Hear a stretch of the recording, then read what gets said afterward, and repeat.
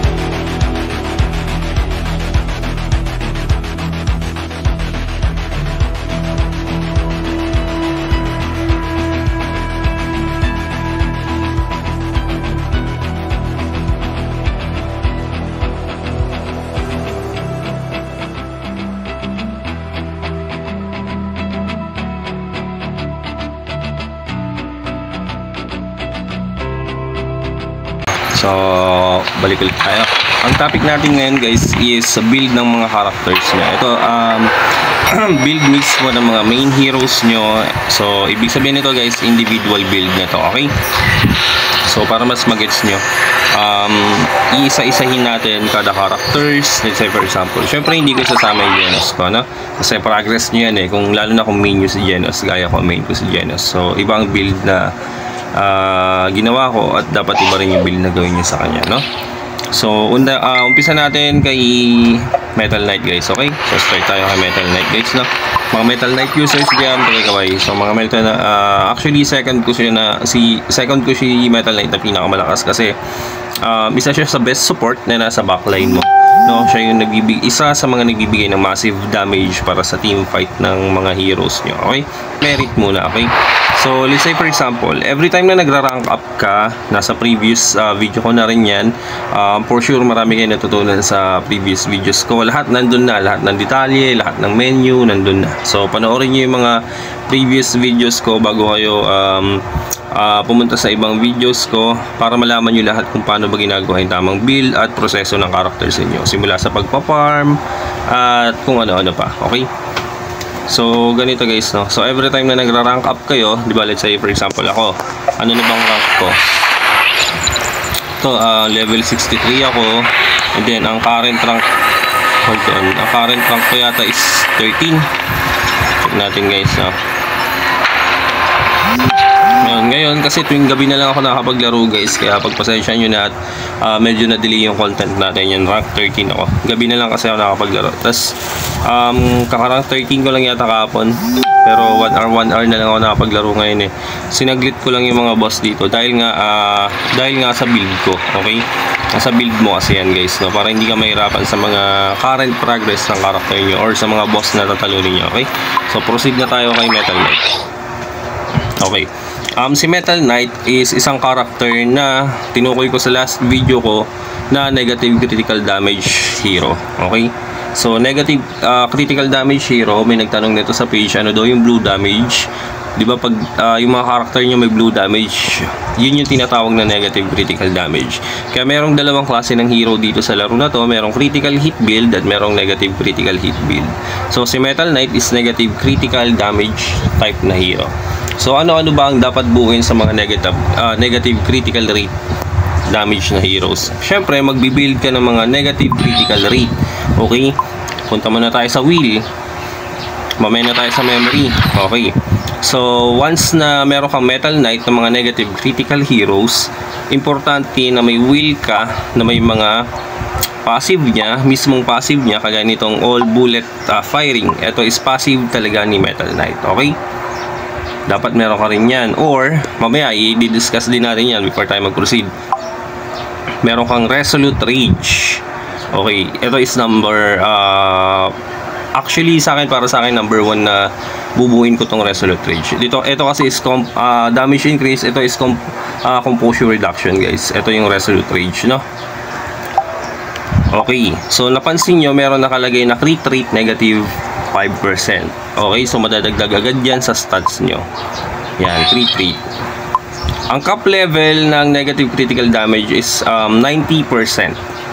90% na negative critical rate. Okay, 90% yung pinakang cap.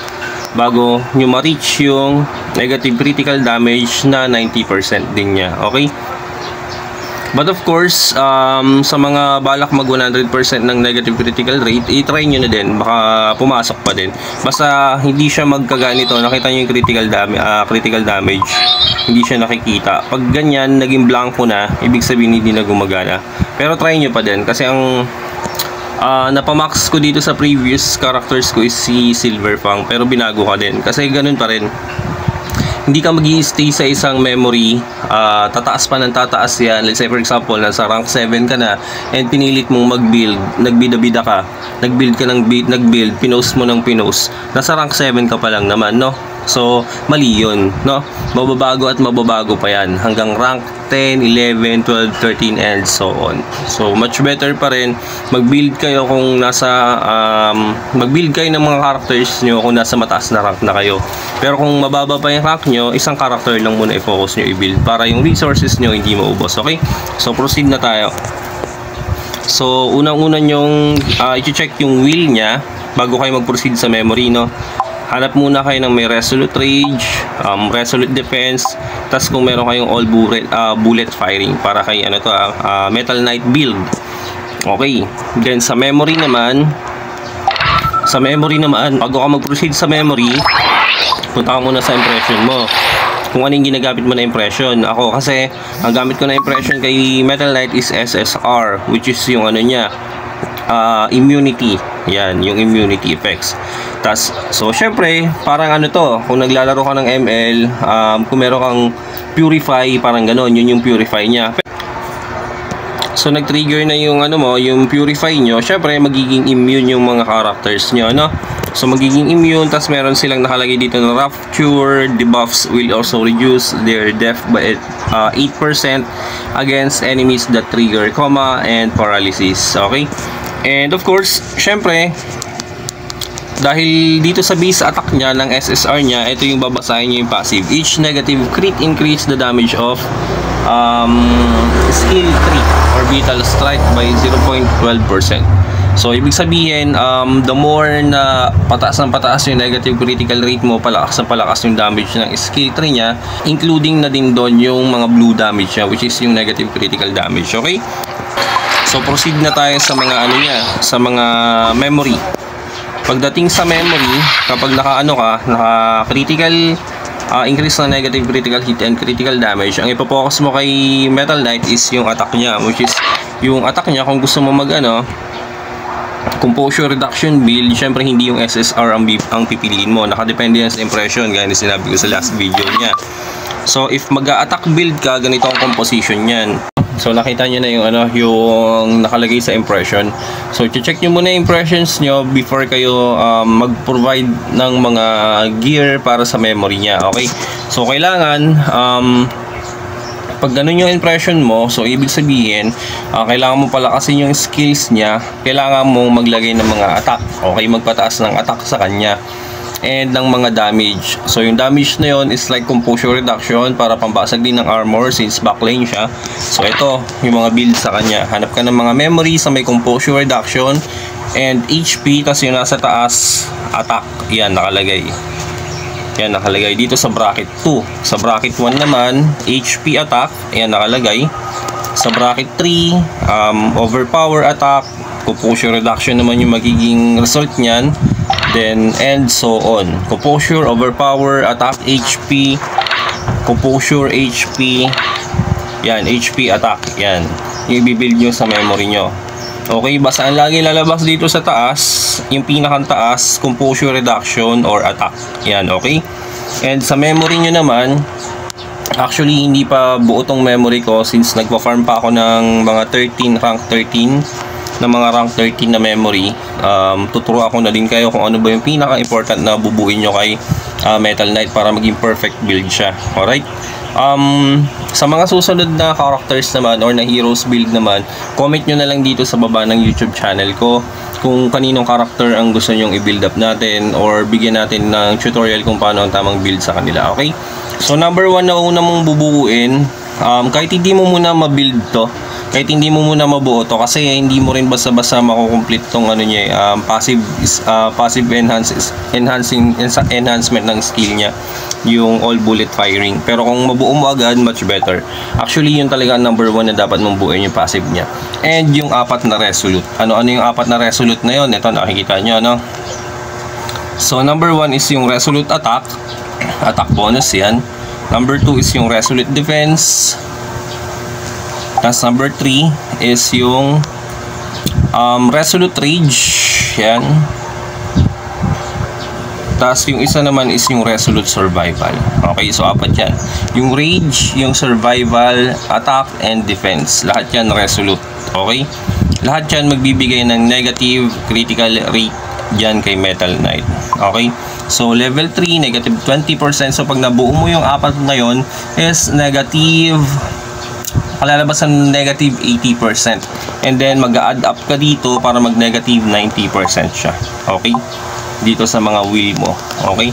So kaya nasabi ko na meron siyang cap hanggang 90%. That mean, hindi ko pa sure kung pag nag-negative 100% kayo na critical rate is gagana din. Not sure pa lang kasi negative 90% pa lang yung narating ko. Okay? So yun lang guys, tamang pang build ng character na to si Metal Knight. Sana nasundan yung guide, and para naman sa tamang pag-build ng mga memory and wheel ng characters nyo, check na lang din yung mga previous videos ko na ginawa. Ito naman is individual build tayo ng heroes. Ngayon tuturo ko sa inyo kung paano yung tamang build sa kanila. Okay? So, thank you for watching guys. Sana nakapag-subscribe kayo sa channel ko. And, for sure, pag napanood nyo yung mga previous videos ko, lahat kayo lalakas. Kahit free to play lang kayo. Okay?